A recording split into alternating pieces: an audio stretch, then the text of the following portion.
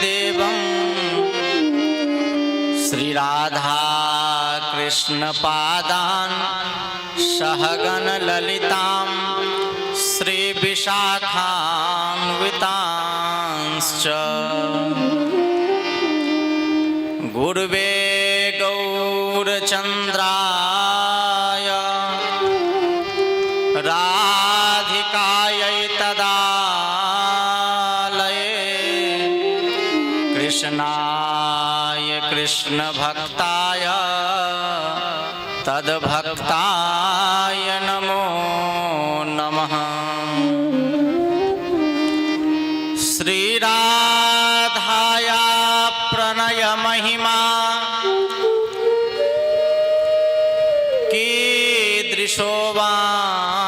कीदृशोवानयैवा स्वाद्यो येनादभूतमधुरिमा कीदृशो वा मदीयः सौख्यं चास्यामदनुभवतः कीदृशं वेति लोभात् तद्भावाढयः समजनि सचिगर्भसिन्धो हरिन्दुः दिव्यदवृन्दारण्यकल्पद्रुमाधः श्रीमद्रत्नागारसिंहासनस्थो श्रीमद्राधा श्रीलगोविन्ददेवो पृष्ठालिभिः सेव्यमानो असमरामि। श्रीमान् रासरसारम्भी वंशी वटतटै स्थितः कर्षन् वेणुस्वनै गोपी गोपीनाथः श्रियेस्तु नः। ध्येयं सदा परिभवग्नमभीष्टदोहम् तीर्थास्पदं शिवविरञ्चुनुतं शरण्यं भृत्यार्थिहं प्रणतपालभवाब्धिपोतं वन्दे महापुरुषते चरणारविन्दम्।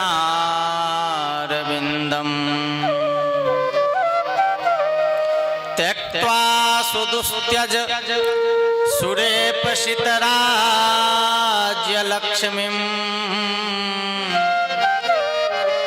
धर्मिष्ठ आर्यवचसा यदगादरण्यम्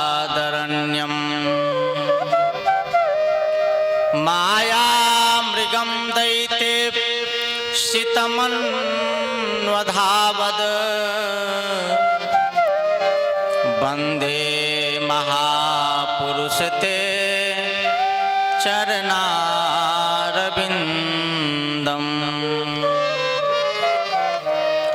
अतुलितबलधामं हेमशैलाभदेहं दनुजवन् कृशानुं ज्ञानिनामाग्रगण्यम् सकलगुणनिधानं वानराणामधीशम् रघुपतिप्रियभक्तं वातजातं नमामि। वाञ्छाकल्पतरुभ्यश्च कृपासिन्धुभ्यैव च पतितानां पावनेभ्यो वैष्णवेभ्यो नमो नमः।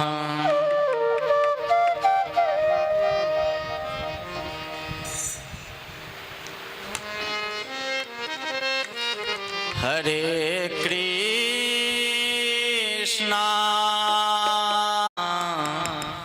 कृष्णा कृष्णा हरे हरे हरे राम हरे Ram Ram Ram Hare Hare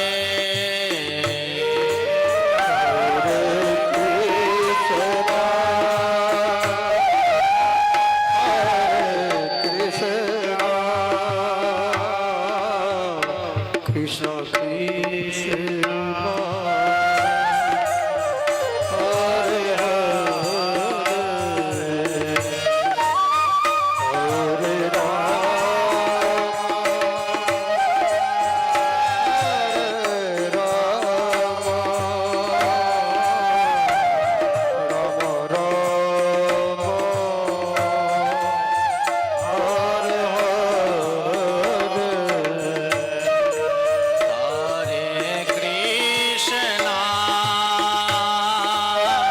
Hare Krishna Krishna Hare Hare Hare Rama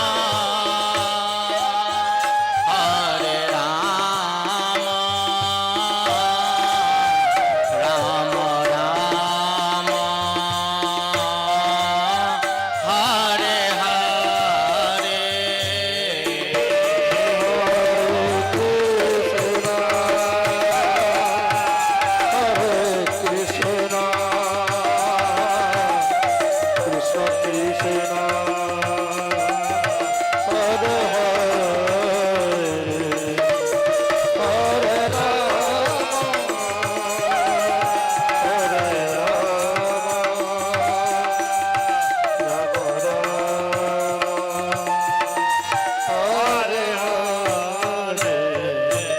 प्रेम से कहिए श्री राधा नीलमणि लाल जू की श्री राधा प्राण वल्लभ लाल जू की श्री वृंदावन धाम की श्री वृंदावन बिहारी लाल जू की श्री यमुना महारानी की श्री गिरिराज महाराज की सपार्षद श्रीमन महाप्रभु जू की श्रीमद् भागवत भगवान की श्री वेदव्यास भगवान की श्री सुखदेव गोस्वामी की श्री परीक्षित जी महाराज की सर्व श्री संत वैष्णव भगवान की समस्त आचार्य चरण जू की श्री परम गुरुदेव सरकार की श्री सदगुरुदेव भगवान की श्री जगत गुरु जी महाराज की समस्त श्रोता वृंद की आयोजन कराने वाले की डॉक्टर श्रीमती सुशीला सिंह जी की उनके निकुंज प्रवेश महामहोत्सव की श्री राधा कृष्ण सेवा संस्थान धुरिया वाली कुंज की श्री राधा कृपा कुंज की जय जय श्री राधे श्याम निताई गौर हरि बोल जय जय श्री सद्गुरुदेव भगवान की जय।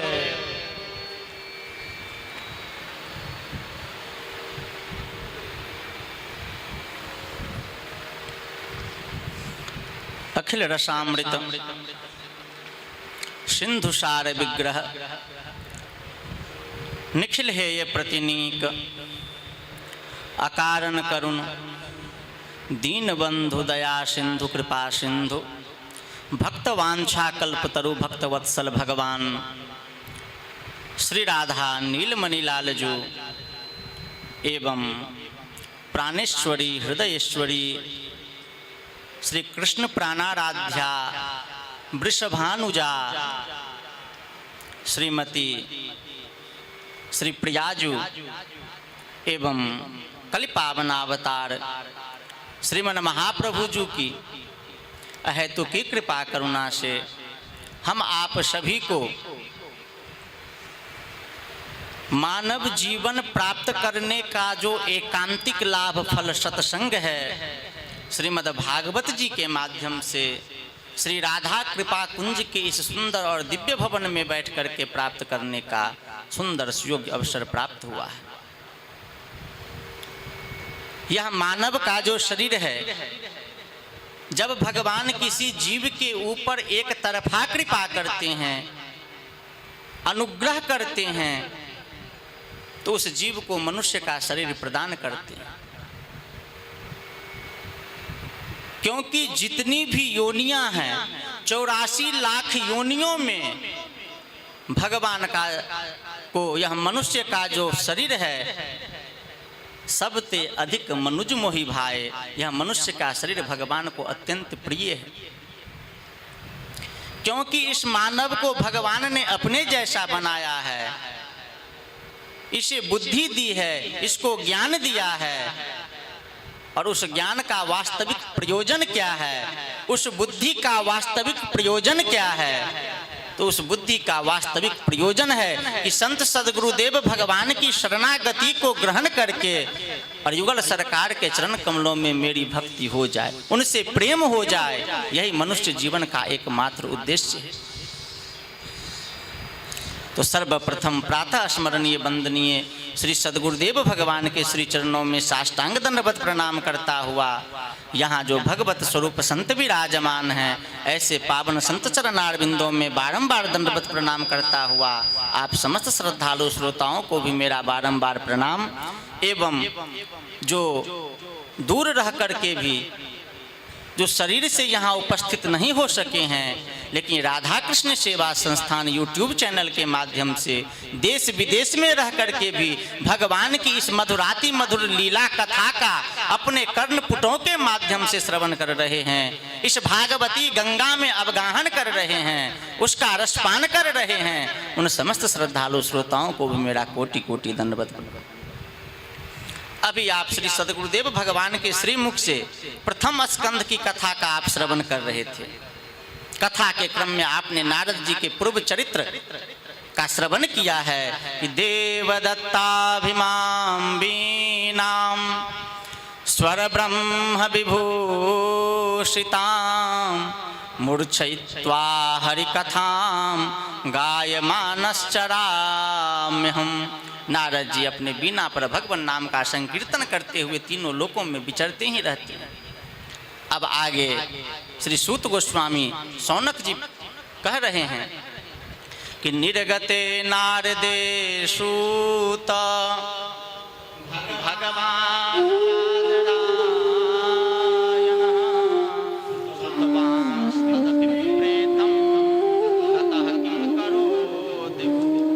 शौनक जी पूछ रहे हैं कि सूत जी, आप सर्वज्ञ हैं, सर्वद्रष्टा हैं, सर्वशक्तिमान।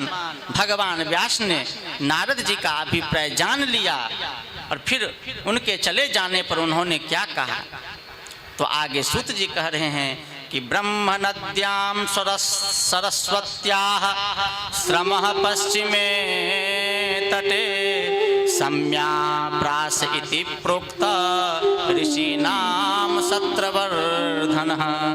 कि ब्रह्मा नदी सरस्वती के पश्चिम तट पर सम्याप्रास नाम का एक जगह है, वहाँ ऋषियों का यज्ञ सत्र निरंतर चलता ही रहता है, और वह क्षेत्र जो है उस क्षेत्र में अत्यंत भक्ति भाव भरी पूरी है। आगे श्री शौनक जी कह रहे हैं कि परमहंस शिरोमणि श्री सुखदेव गोस्वामी तो अत्यंत निवृत्ति पारायण हैं, उन्हें किसी भी वस्तु की अपेक्षा नहीं है, वे आत्मा राम हैं। सो वै निवृत्त निरतः सर्वतोपेक्षको मुनि कस्य वा बृहते में तत् आत्मा राम समक्षरम। कि उन्होंने इस विशाल ग्रंथ का अध्ययन क्यों किया, तो सूत गोस्वामी कह रहे हैं कि आत्मा रामश्च मुनयो निर्गंथाप्युरुक्रमे कुर्वन्ति है तो किम भक्तिम इत्थम भूत गुणो हरि। कि भगवान श्री मधुसूदन की, भगवान श्री कृष्णचंद्र की जो लीला कथा है, ये बड़े बड़े निवृत्त तृष्ण को भी, जो सभी तृष्णाओं से निवृत्त हो गए हैं, ऐसे ऐसे निवृत्त कृष्ण को भी भगवान की लीला कथा अपनी ओर आकर्षित कर लेती है। आगे श्री सूत गोस्वामी वर्णन कर रहे हैं कि कौरवों और पांडवों का महाभारत युद्ध हो चुका था। उस महाभारत के युद्ध में द्रोणाचार्य के पुत्र अश्वत्थामा को सेनापति बनने की बहुत इच्छा थी। कौरव पक्ष में 11 अक्षौहिणी सेना थी और पांडवों के पक्ष में 7 अक्षौहिणी सेना थी। तो कौरवों के पक्ष में सभी मर चुके थे, केवल 3 ही बचे हुए थे, अश्वत्थामा, कृपाचार्य और कृतवर्मा। और पांडवों के पक्ष में अभी 700 सैनिक बचे हुए थे और भीम की गदा से दुर्योधन का जंघा टूट चुका था, दुर्योधन परा हुआ था। उसी समय अश्वत्थामा जाता है और कहता है कि मित्र, अभी भी तुम मुझे अगर सेनापति बना दो तो मैं तुम्हारे जीवित रहते हुए पांडवों के सिर को काट करके तुम्हारे चरणों में मैं समर्पित कर दूंगा। दुर्योधन का जंघा टूटा हुआ था, उससे रक्त मांस निकले हुए थे। दुर्योधन ने उस रक्त से ही अश्वत्थामा के ललाट पर एक तिलक लगा दिया, उसे सेनापति बना दिया। अब इधर पांडवों का जो शिविर था, आज भगवान श्री कृष्णचंद्र ने इन पांडवों को लेकर के कृतमाला नदी के तट पर रात्रि शयन के लिए चले गए थे, रात्रि विश्राम के लिए चले गए थे और महाकालेश्वर को शिविर की रक्षा का भार सौंपे हुए थे। अश्वत्थामा आता है, भगवान महाकाल की स्तुति करता है और भगवान शंकर तो औढ़रदानी है, प्रसन्न हो जाते हैं, शिविर का द्वार छोड़ देते हैं। आज ये अश्वत्थामा अपने हाथों में बाणों को लेकर के जिस कक्ष में पांडव लोग शयन करते थे उस कक्ष में जाता है। उस कक्ष में पांडवों के पुत्र सो रहे थे। अश्वत्थामा ने अपने बाणों से उन 5 बालकों का सिर काट दिया और काट करके उसका सिर लेकर के आया, शिविर में आग लगा दी, शिविर धू धू करके जलने लगी और वह दुर्योधन के चरणों में आकर के कह रहा है कि मित्र, मैंने तुम्हारे जीते हुए मैंने जो प्रतिज्ञा की थी कि पांडवों के सिर को तुम्हारे चरणों में समर्पित कर दूंगा, मैं पांडवों का सिर काट करके ले आया। अब तो दुर्योधन अत्यंत प्रसन्न हुआ, कहा कि तुम मुझे कठोर भीम का सिर दो। जैसे ही अश्वत्थामा ने भीम के पुत्र का सिर दुर्योधन के हाथों में दिया, उसने दबाया, वह दब गया, उससे रक्त मांस हड्डी निकली। दुर्योधन को घृणा हुआ, दुर्योधन को श्राप था कि एक ही समय में अगर हर्ष होगा, एक ही समय में शोक होगा और घृणा होगी तो उसकी मृत्यु हो जाएगी। तो जैसे ही अश्वत्थामा ने कहा कि मैंने पांडवों का सिर लाया, दुर्योधन हर्षित हुआ, भीम के पुत्र का सिर समझ करके उसे दबाया, उसमें से रक्त मांस की धारा बह निकली, उसे घृणा हुआ और वह शोकाकुल हो, वह कहने लगा, हाय रे पापी, तूने यह क्या किया? कौरवों और पांडवों के वंश को तो जलान जली देने वाला भी अब कोई नहीं बचा। यह भीम का नहीं, यह तो भीम के पुत्र का सिर था। उससे घृणा हुई और दुर्योधन की मृत्यु हो गई। अब इधर जब स्त्रियों के शिविर को पता चला तो महारानी द्रौपदी अपने परिकरों के साथ रोती बिलखती हुई वहां आती है। भगवान श्री कृष्णचंद्र भी पांडवों के साथ वहां आते हैं। आज अर्जुन प्रतिज्ञा करते हैं कि जब तक मैं उस अश्वत्थामा के सिर को काट करके तुम्हारे सामने नहीं उपस्थित कर देता और तुम उस पर अपना पांव रख करके स्नान नहीं करती हो, तब तक तुम्हारा पुत्र शोक दूर नहीं हो। आज भगवान श्री कृष्ण अर्जुन को लेकर के अश्वत्थामा का पीछा करते हैं। अश्वत्थामा भागता है, लेकिन जब नहीं भाग सका तो उसने ब्रह्मास्त्र चलाया। भगवान श्री कृष्ण ने कहा कि अर्जुन तुम भी ब्रह्मास्त्र का प्रयोग करो। अर्जुन भी भगवान की आज्ञा से ब्रह्मास्त्र का प्रयोग करते हैं। अब भगवान कह रहे हैं कि हे पार्थ, हे अर्जुन, यह अश्वत्थामा केवल ब्रह्मास्त्र का प्रयोग करना जानता है, उसे लौटाने की विधि नहीं जानता। तुम ब्रह्मास्त्र को लौटा लो। अर्जुन ब्रह्मास्त्र को लौटा लेते हैं और अश्वत्थामा को बांध करके शिविर में लाते। महारानी द्रौपदी ने अश्वत्थामा को बंधा देखा, महारानी द्रौपदी दूसरी और कोई नहीं, साक्षात महाकाली ही है। महारानी द्रौपदी के हृदय में दया आ गई और महारानी द्रौपदी ने दोनों हाथों को जोड़ करके कहा कि कृपया न नाम छ, मैं आपको प्रणाम करती हूँ। और अर्जुन से कहती है कि ये गुरुपुत्र हैं, आप इन्हें छोड़ दें। मैं अच्छी तरह से पुत्र शोक को सहन कर रही हूँ, जानती हूँ अगर आप इन ब्राह्मण की हत्या करेंगे तो इनकी माता कृपी भी पुत्र शोक से शोकाकुल हो जाएंगी। लेकिन अर्जुन तो प्रतिज्ञा कर चुके थे कि मैं इसका वध करूंगा। सभी की इच्छा थी, युधिष्ठिर जी की भी, भीम जी की भी, नकुल की भी, सहदेव की भी, कि अश्वत्थामा की हत्या न हो। अब अर्जुन भगवान श्री कृष्ण के नेत्रों की ओर देखते हैं तो भगवान श्री कृष्ण कह रहे हैं कि हे अर्जुन, मत्तम प्रमत्तम उन्मत्तम सुक्तम बालम स्त्रियः जडम प्रपन्नम वीरथम भीतम न रिपुहन्ति धर्मविद। कि धर्मवेत्ता पुरुष जो हैं, धर्म को जानने वाले पुरुष, इस प्रकार के लोगों को जो असावधान हो, मतवाले हो, पागल, सोए हुए बालक, स्त्री, विवेक शून्य, शरणागत, रथहीन और भयभीत शत्रुओं को कभी भी हत्या नहीं करते। लेकिन यह जो अश्वत्थामा है, इसने तो बालकों की हत्या की है, इसलिए ब्रह्म बंधुर न हंतव्य आतताई बधा रहना, कि नीच ब्राह्मणों की भी हत्या नहीं करनी चाहिए, लेकिन जो आतताई हो उसकी हत्या कर देनी चाहिए। आतताई कैसे लोग कहे जाते हैं? तो 6 प्रकार के जो लोग हैं, जो आग लगा करके किसी के घर को या किसी व्यक्ति को जला देते हैं, जहर दे करके मार देते हैं, बुरी नीयत से हाथ में शस्त्र लेकर के उसकी हत्या करते हैं, धन लूटने वाले हैं, खेत और स्त्री को छीनने वाले हैं, ये 6 प्रकार के लोगों को आतताई कहा जाता है। अब भगवान कह रहे हैं कि यह तो आतताई है, इसका वध कर देना चाहिए। अब भगवान की बात को अर्जुन समझ जाते हैं।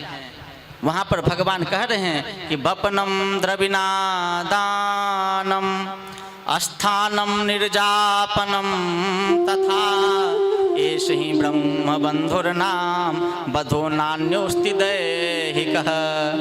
कि मूड देना, बाल छिलवा देना, धन छीन लेना और स्थान से, घर से बाहर निकाल देना ब्राह्मणों के लिए यही वध के बराबर है। ब्राह्मणों के दैहिक वध का विधान नहीं है।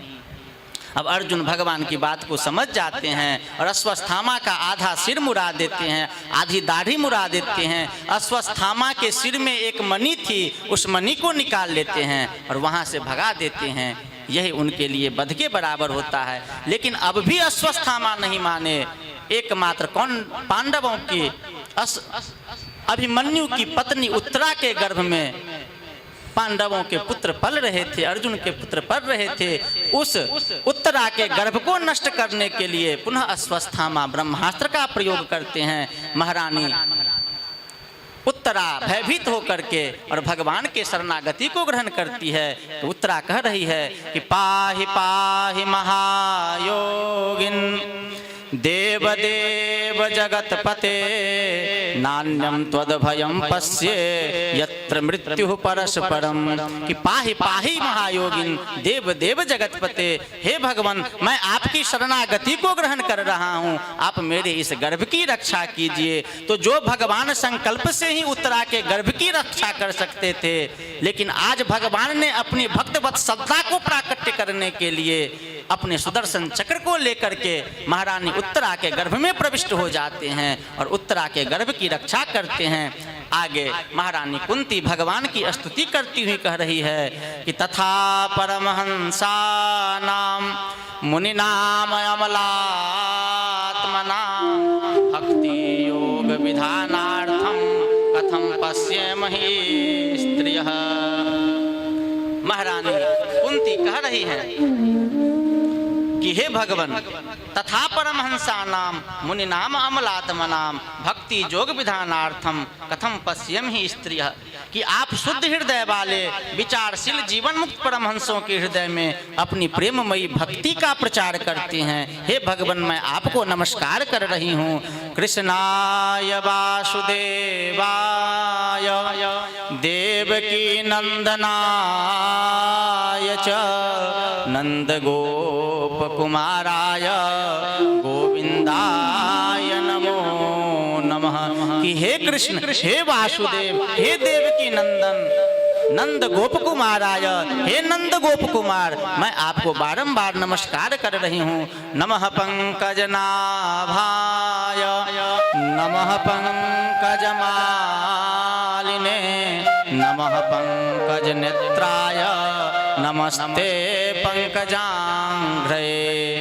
हे पंकजनाभ मैं आपके चरण कमलों में बारंबार प्रणाम करती हूँ, नमस्कार करती हूँ। अब महारानी कुंती की स्तुति से भगवान प्रसन्न हो जाते हैं और महारानी कुंती से कहते हैं कि बुआ जी आप मुझसे कुछ वरदान मांगिए। तो महारानी कुंती क्या मांगती है, कह रही हैं कि हे भगवान मैं आपसे, आप केवल मेरे भतीजा ही नहीं आप जगत के नियंता भगवान भी हैं, मैं आपसे क्या मांगू। अगर आप मुझे कुछ देना ही चाहते हैं तब विपदः सन्तु नः सस्वद तत्र तत्र जगद गुरो भवतो दर्शनम यत् स्यात् और पुनर्भव दर्शनम। कि आप अगर मुझे कुछ देना ही चाहते हैं तो मेरे ऊपर इतना ही कृपा कीजिए कि मेरे ऊपर विपत्ति का पहाड़ बार बार टूटता रहे। तो भगवान कह रहे हैं कि हे बुआ जी लोग तो मुझसे संपत्ति मांगते हैं लेकिन आप मुझसे विपत्ति मांग रही हैं। तो महारानी कुंती कहती हैं कि हे भगवान जब हम दुखी थे, जब मेरे ऊपर विपत्ति थी तब तो आपका सानिध्य बना हुआ था, आपके संरक्षण में हम लोग जी रहे थे। लेकिन आज जब हम लोगों को सब कुछ प्राप्त हो चुका है तो आप हम लोगों को छोड़ करके द्वारका जाना चाहते। वास्तव में संपत्ति क्या है और विपत्ति क्या है, तो विपदा विस्मरणम विष्णु संपद नारायण स्मृति। भगवान को भूल जाना इससे बड़ी कोई विपत्ति नहीं है और नित्य निरंतर भगवान का सानिध्य बना रहे, स्मरण बना रहे, उससे बड़ी कोई संपत्ति नहीं है।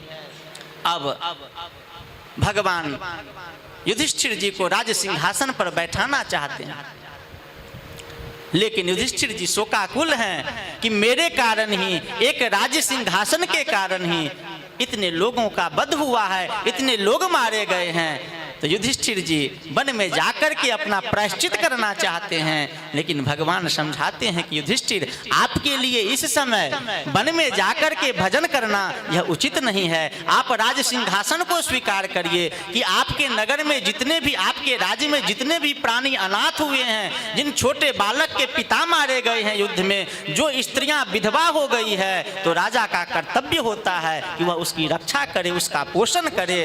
अब भगवान सभी को लेकर के, पांडवों को लेकर के जो पितामह भीष्म सरसैया पर पड़े हुए थे, पितामह भीष्म के पास जाते हैं। पितामह भीष्म को भगवान पितामह भीष्म के शरीर पर अपने कर कमलों को फेरते हैं। पितामह भीष्म का सारा दुख दूर हो जाता है। आज भगवान कह रहे हैं कि पितामह आज पांडव लोग आपसे उपदेश धारण करना चाहते हैं, आप इन्हें उपदेश कीजिए। अब इस समाचार को सुन करके भूमंडल पर जितने भी ऋषि महर्षि थे भगवान के संकल्प को जान करके वहां आ जाते हैं। तो पितामह भीष्म कह रहे हैं हे भगवान जहां आप हो जगत के नियंता, जगत का कल्याण करने वाले परम पिता परमेश्वर हो, वहां मेरे मुख से उपदेश उचित नहीं होगा। लेकिन आज भगवान आग्रह कर रहे हैं कि पितामह आज आपको ही उपदेश करना है। तो पितामह भीष्म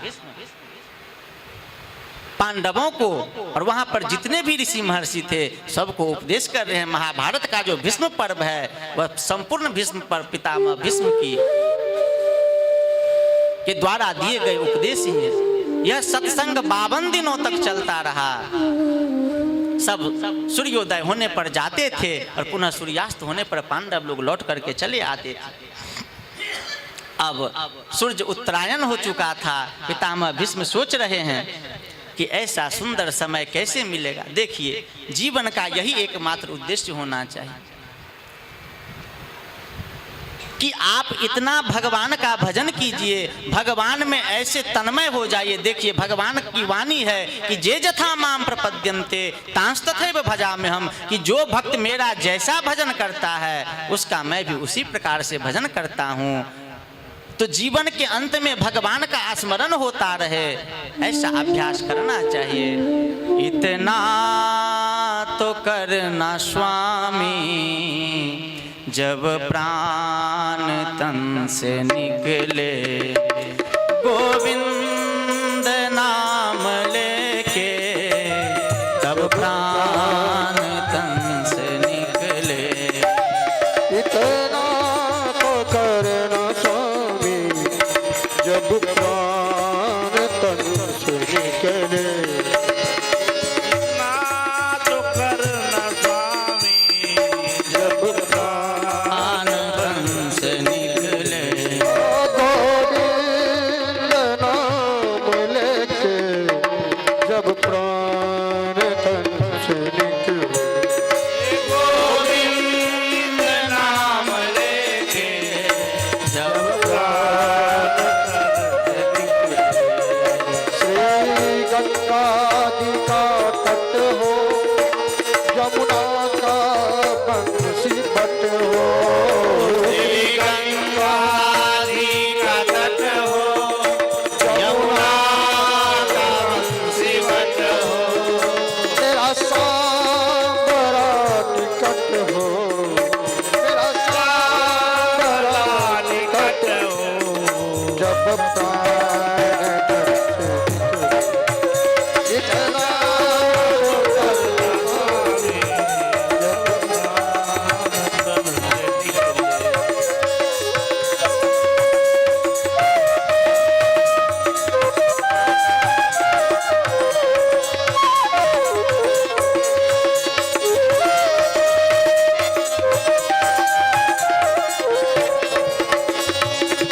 आना जरूर आना, राधे को साथ लाना। आना जरूर आना, राधे को साथ लाना। दर्शन मुझे दिखाना, दर्शन मुझे कराना जब प्राण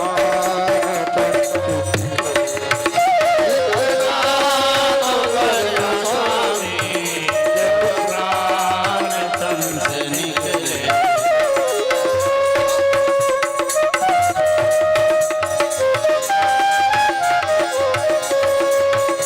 जब कंठ प्राण आवे कोई रोग न सतावे।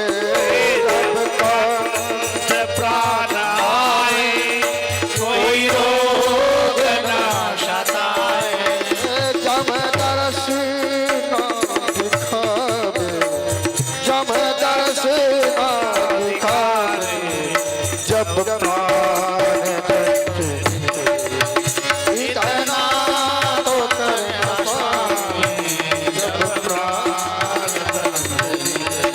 ओ पीतांबरी कसी हो, छवि मन में बसी हो। पीतांबरी कसी हो, छवि मन में होठों पे कुछ हंसी हो, होठों पे कुछ हंसी हो। जब प्राण इतना तो करना स्वामी जब प्राण तन से निकले। अब ऐसा सुंदर समय जान करके पितामह भीष्म भगवान की स्तुति कर रहे हैं और पितामह भीष्म कह रहे हैं कि इतिमति रूप कल्पिता वितृष्णाम भगवती सात्वत पुंगवे विभूम्नि स्वसुखमुपगते क्वचिद् विहर्तुं प्रकृतिमुपेयुषि भव प्रवाह त्रिभुवन कमनं तमालवर्णं रविकर गौरवराम्बरं दधाने वपु सखे रतिरस्तु में नवद्या। पितामह भीष्म कह रहे हैं कि इतिमति रूप कल्पिता वितृष्णाम भगवती सात्वतपुंग भे विभुम्नि, कि हे भगवान, मैंने जो आज तक विभिन्न साधनों का अनुष्ठान किया है, उन साधनों के अनुष्ठान से मेरा हृदय शुद्ध हो करके और आपके चरण कमलों में लग गया है। इति मति रूप कल्पिता वितृष्णाम, मेरी जो यह मति है, मेरी जो यह बुद्धि है, आप भगवान के चरण कमलों में लग गई है। और आगे पितामह भीष्म भगवान के स्वरूप का वर्णन कर रहे हैं कि भगवान का स्वरूप कैसा है। तो त्रिभुवन कमनम तमाल वर्णम रविकर गौर बराम्बरम दधाने, तीनों लोगों में भगवान के जैसा सुंदर और कोई दूसरा नहीं है। इसलिए भगवान त्रिभुवन कमनम है, श्याम तमाल के समान इनका शरीर है। और रविकर गौर बराम्बरम दधाने, और भगवान के श्यामले शरीर पर चमकते हुए सूर्य की रश्मि का पीतांबर फहरा रहा है। रविकर गौर बराम्बरम दधाने, और भगवान का जो अलक है, भगवान की जो लटे हैं वह घुंघराली है और वह अपने आप में भगवान की शोभा को बढ़ा रही है। हे विजय सखे, हे अर्जुन के सखे, मैं आपको बारंबार प्रणाम कर रहा हूँ। और आगे कह रहे हैं कि स्वनिगम अपहाय मत प्रतिज्ञाम मृतमधि कर्तुम बप्लुतो रथस्थः, कि हे भगवान, आपने महाभारत युद्ध में प्रतिज्ञा किया था कि मैं कोई भी शस्त्र धारण नहीं करूंगा, लेकिन युद्ध के 5वें दिन ही मैंने मन में यह प्रतिज्ञा कर लिया कि जो न हरि शस्त्र कहाऊं तो लाजो गंगा जननी को संतनु सुतन कहाऊं। तो मेरे इस प्रतिज्ञा को जान करके आपने रथ चक्र धारण किया और मेरी ओर दौड़ा कि आपने मेरा वध करने के लिए मेरी ओर दौड़ा, लेकिन ऐसा लग रहा है कि आप दौड़ रहे हैं, वास्तव में आपको मेरी प्रतिज्ञा की रक्षा करनी है। यह स्तुति करते करते हुए अंत में पितामह भीष्म को ब्रज भाव की प्राप्ति हो जाती है। ब्रज गोपिकाओं का गोपियों की चरण वंदना करते हैं और अंत में पितामह भीष्म अपने शरीर का त्याग करते हैं। पितामह भीष्म के इस शरीर का ये पांडव लोग अंत्येष्टि क्रिया करते हैं। अब आगे भगवान द्वारका के लिए प्रस्थान करते हैं। इस बार जब भगवान द्वारका के लिए प्रस्थान किए तो अर्जुन भी भगवान के साथ हो लिए। अब जिस जिस राजाओं के राज से होकर के भगवान का रथ गुजरता था, सभी राजाओं ने अपने सिर के मुकुट से अग्रभाग से भगवान के चरणों में प्रणाम किया, उनको भेंट समर्पित किया। अब भगवान का द्वारका में राजोचित स्वागत होता है। अब बहुत समय बीत गए, भगवान ने यदुवंश का संहार कराया और अर्जुन से कहा कि तुम इस यदुकुल में बचे हुए स्त्रियों को लेकर के तुम चले जाओ। लेकिन अर्जुन जब उन स्त्रियों को लेकर के लौटे तो उस यदुकुल में देवता लोग ही मानव का रूप धारण करके आए हुए थे। देवताओं ने उनको लूट लिया। आज वही अर्जुन है, वही अर्जुन का गांडीव धनुष है। लेकिन हरि बिनु को पुरिये मेरे स्वार्थ, आज भगवान के बिना वास्तव में सबकी शक्ति भगवान ही है। आज अर्जुन पराजित हो गए। लौट करके हस्तिनापुर आते हैं कि महाराज युधिष्ठिर को चिंता हो रही थी। आकर के भगवान श्री कृष्णचंद्र के स्वधाम गमन की कथा श्रवण कराते हैं। इधर परीक्षित का जन्म होता है। परीक्षित जी का जब जन्म हुआ था तो ऋषियों ने आकाशवाणी की थी कि पार्थ प्रजापिता साक्षात् इक्ष्वाकुरिव मानवः ब्रह्मण्य सत्य संगश्च रामो दशरथी यथा, कि धर्मराज यह मनुपुत्र इक्ष्वाकु के समान अपनी प्रजा का पालन करेगा तथा दशरथ नंदन भगवान श्री राम के समान यह ब्राह्मण भक्त और सत्य प्रतीक होगा। यह उसी नर नरेश शिवी के समान दाता और शरणागत वत्सल होगा तथा याज्ञिकों में दुष्यंत के पुत्र भरत के समान अपने वंश का यश फैलाएगा। ऐसा ज्योतिषियों ने, पंडितों ने भविष्यवाणी की थी। अब जैसे ही आकर के अर्जुन भगवान के स्वधाम गमन की कथा श्रवण कराते हैं तो ये पांडवगण अपने पौत्र परीक्षित को राज सिंहासन पर बैठा करके, राज तिलक करके, इनको मुकुट पहना करके और युधिष्ठिर जी वन की यात्रा करते हैं, वलकल धारण कर लेते हैं। आज किसी ने किसी को नहीं कहा। युधिष्ठिर जी को देख करके अर्जुन ने भी, नकुल जी ने भी, सहदेव ने भी, महारानी द्रौपदी ने भी सब राज्य को छोड़ करके और वन की यात्रा करते हैं। सभी भगवान का भजन करके ये पांडवगण भगवान के हस्तिनापुर लीला के नित्य परिकर हैं। सभी भगवत धाम का प्रयाण करते हैं। अब महाराज परीक्षित का राज्य हुआ। परीक्षित जी महाराज भूमंडल पर दिग्विजय यात्रा के लिए जाते हैं, विजयी होकर के लौटते हैं। उसी क्रम में देखते हैं कि एक दुबली पतली गाय है, एक पैर से चलता हुआ एक बैल है, उसको एक काला कलूठा नीच पुरुष प्रताड़ित कर रहा है। देखिए, धर्म के 4 चरण हैं, सत्य, शौच, दया और दान। तो सतयुग में धर्म 4 चरणों से विभूषित होता है। त्रेता में धर्म के 1 चरण छिन जाते हैं, द्वापर में 2 चरण और कल युग में 3 चरण छिन जाते हैं। केवल दान में कम कलो युगे केवल 1 चरण रहता है। लेकिन जब भगवान का कृष्णावतार होता है, रामावतार होता है, तो धर्म 4 चरणों से विभूषित होता है। कलयुग होने पर भी राजा परीक्षित ने धर्म को 4 चरणों से विभूषित कर दिया। वह नीच पुरुष दूसरा कोई और नहीं, काल का ही एक भाग कलयुग था। भगवान वह उस कलिकाल ने राजा परीक्षित की शरणागति को ग्रहण किया और कहा कि आप अपने राज्य में मुझे रहने के लिए कोई स्थान दे दीजिए। तो महाराज परीक्षित ने कहा कि द्यूतम पान स्त्री सोना जत्रा धर्मश्चतुर्विध, कि द्यूतम जुआ खेलना, शराब पीना, पर स्त्री का गमन करना और झूठ बोलना, इन 4 जगहों में तुम्हारा निवास होगा। तो कल युग ने कहा कि आपके राज्य में तो इस प्रकार का कोई जगह ही नहीं है, आप मुझे रहने के लिए कोई अच्छा स्थान दीजिए। तो रजो बैरम च पंचमम, राजा परीक्षित ने कल युग को रहने के लिए 5वां स्थान दिया, सोना। अब एक दिन राजा परीक्षित प्रजा की पुकार पर, राजा का यह राजधर्म होता है कि वह शिकार के माध्यम से जंगली पशुओं का नियंत्रण करे। एक दिन राजा परीक्षित अपनी प्रजा के पुकार पर जंगल में जंगली पशुओं का शिकार करने के लिए गए। वहां से लौटते हैं, राजा परीक्षित को प्यास लगी हुई थी। शमीक ऋषि के आश्रम में जाते हैं, पानी मांगते हैं, लेकिन उस समय शमीक ऋषि भगवान के ध्यान में मग्न थे।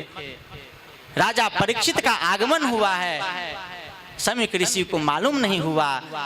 राजा परीक्षित ने क्रोध में आकर के एक मरे हुए सर्प को लेकर के शमीक ऋषि के गले में डाल दिया। अब तो उस आश्रम से थोड़ी ही दूरी पर शमीक ऋषि के पुत्र श्रृंगी खेल रहे थे।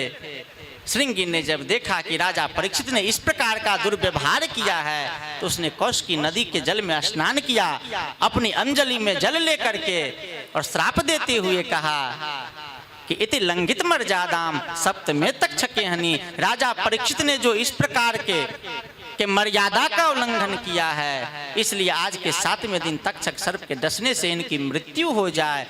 और वह श्रृंगी आकर के अपने आश्रम में पिता के पास बैठ करके रोने लगा। ऋषि का ध्यान खुला, ऋषि देखते हैं कि गले में मरा हुआ सर्प लटका हुआ है। तो ऋषि पूछ रहे हैं कि बेटा क्या हुआ है। तो ऋषि कुमार ने कहा कि पिताजी, राजा ने आपके गले में मरे हुए सर्प को डाल दिया है। तो शमीक ऋषि पूछ रहे हैं कि बेटा तुमने कोई श्राप तो नहीं दिया है। तो ऋषि कुमार कह रहे हैं कि पिताजी मैंने तो श्राप दे दिया है कि इति लंघित मर्यादाम सप्तमे तक्षके हनि, कि आज के 7वें दिन तक्षक सर्प के डसने से राजा परीक्षित की मृत्यु हो जाएगी। अब तो ऋषि उदास हो गए, अपने पुत्र को बहुत डांटा कि राजा तो भगवान के समान होता है, प्रजा का पालक होता है, अगर राजा नहीं रहेगा तो आतंक बढ़ जाएगा, प्रजा असुरक्षित हो जाएगी, तुमने यह अच्छा काम नहीं किया। अब जब राजा परीक्षित लौट करके अपने महल में आते हैं, अपने मुकुट को रखते हैं, तो इन्हें अपनी गलती अपना महसूस होता है। और आज राजा परीक्षित कह रहे हैं कि अद्यैव राज्यम बलवृद्ध कोपम प्रकोपितम ब्रह्मकुलानलम में दहत्वभद्रस्य पुनर्न मे भूत पापीर्यसि द्विजदेव गोभ्यः, कि अद्यैव राज्यम बलवृद्ध कोशम, कि मैंने जो शमीक ऋषि का अपराध किया है, इस अपराध के फलस्वरूप ध्रुवम ततो में कृतदेव हेलनात् दुरात्ययम व्यसनम नाति दीर्घात् तदस्तु कामम त्वघनिष्कृताय में यथा न कुर्याम पुनरेव मद्धाः।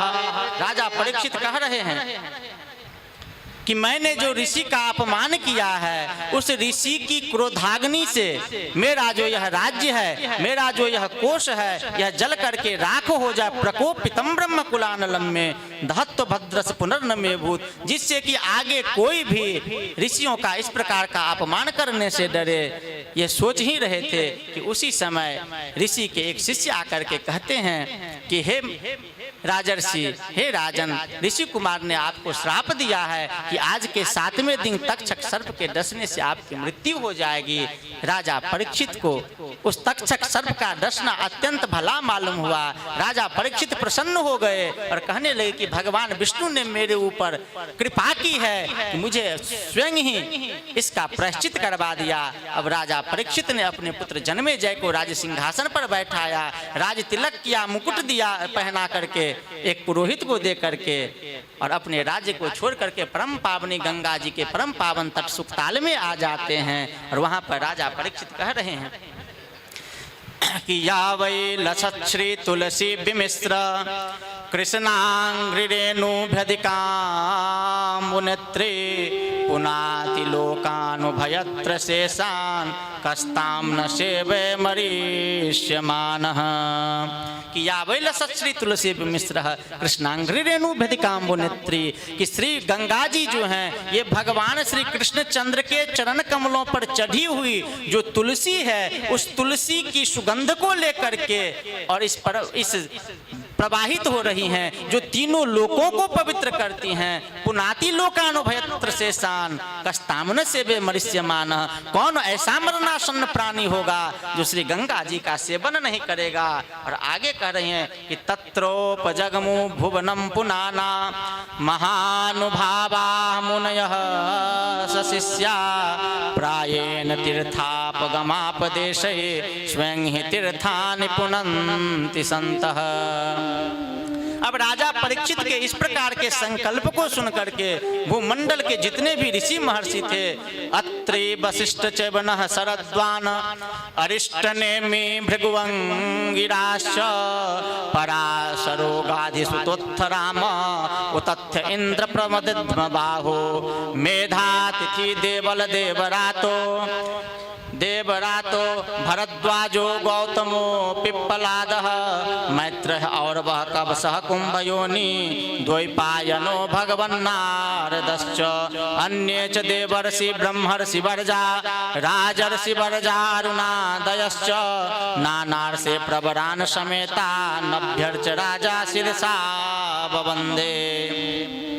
कि भूमंडल के जितने भी ऋषि महर्षि थे, राजा परीक्षित के इस प्रकार के संकल्प को सुन करके सभी ऋषि महर्षि उस परम पावन श्री गंगा जी के तट पर उपस्थित हो जाते हैं। राजा परीक्षित ने सभी ऋषियों को प्रणाम किया और राजा परीक्षित आज कह रहे हैं कि तत्रोपजगमु भुवनः पुनानाम प्रायण तीर्थापि गमोपदेशे, कि ऐसे जो महानुभाव हैं, ऐसे जो संत जन हैं, ये महानुभावा मुनिया सशिष्या प्रायण तीर्थापि गमोपदेशे स्वयं ही तीर्थानि पुनन्ति सन्तः। संत क्या होते हैं? तो संत तीर्थ को भी पवित्र कर देते हैं। ऐसे जो संत हैं वे मेरे ऊपर कृपा करके ही यहाँ पर उपस्थित हुए हैं। अब सभी संतों को देख करके, महात्माओं को देख करके राजा परीक्षित आज अपने आप को धन्यतम मान रहे हैं। राजा परीक्षित कह रहे हैं कि अहो वयम धन्यतमः नृपाणाम महत्तमानुग्रहणीयशीला राज्ञं कुलं ब्राह्मण पाद शौचाद दूराद विसृष्टम बत गए कर्मः। राजा परीक्षित कह रहे हैं कि अवश्य ही मैं समस्त राजाओं में भाग्यशाली हूँ, तभी तो ऐसे समय पर मृत्यु के अंत समय में भगवान ने कृपा करके मुझे अपने प्रेमी संत भक्तों के संग का लाभ प्रदान किया है। तो इसलिए हे राज, हे संतों, हे महानुभावों, मैं आप लोगों के चरणों में एक ही प्रार्थना कर रहा हूँ कि तमोपयातम प्रतयन्तु विप्रा गंगा च देवी धृतचित्तमीशे द्विजोपसृष्टः कुहकः तक्षको वा दशत्वलं गायत विष्णुगाथा।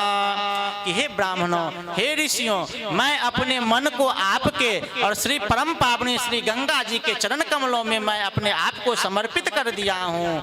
आप लोग भगवान की लीला कथा का गान कीजिए। वह तक्षक सर्प दल का दल आकर के मुझको डसे, मुझे उस तक्षक सर्प के डसने का तनिक भी भय नहीं है। आप लोग कृपा करके भगवान की लीला कथा का गायन कीजिए, जिससे क्या होगा, दशत्वलम गायत विष्णु गाथा। आप लोग भगवान विष्णु की परम पावन निर्मलोज्वल यश का गान कीजिए, जिससे मेरा मन उन भगवान के चरण कमलों में लग जाए। और आगे कह रहे हैं कि पुनश्च भूयात भगवत्यनन्ते रतिः प्रसंगश्च तदाश्रयेषु महत्सु यामयामुपयामि योनिं मैत्रस्तु सर्वत्र नमो द्विजेभ्यः। कि हे ऋषियों, हे महात्माओं, हे भगवत चरणानुरागी प्रेमियों, मैं आप लोगों के चरण कमलों में प्रणाम करके बार बार यही प्रार्थना कर रहा हूँ कि महत्सु यामयामुपयामि योनिं, कि आप लोग भगवान मधुसूदन के उन मोर मुकुट, भगवान के मोर मुकुटधारी भगवान बंशीधर के चरण कमलों का आप उनके परम पावन चरित्रों का गान कीजिए, जिससे क्या होगा, तो उनकी लीला कथा को श्रवण करते करते रति प्रसंगश्च तदाश्रयेषु संत भक्तेषु, आपके भगवान के जो परम प्रेमी संत भक्त हैं, उन संत भक्तों के चरण कमलों में और उन भगवान के चरण कमलों में मेरी निष्काम प्रेम हो जाए। और महत्सु यामयामुपयामि योनिम, हे संतों, हे महात्माओं, मैं अपने प्रारब्ध कर्मों के कारण जिन जिन योनियों में जाऊं, उन योनियों की यातनाओं का मुझे तनिक भी भय नहीं है। मैं त्रस्तु सर्वत्र नमो द्विजेभ्यः, मुझे उन सभी योनियों में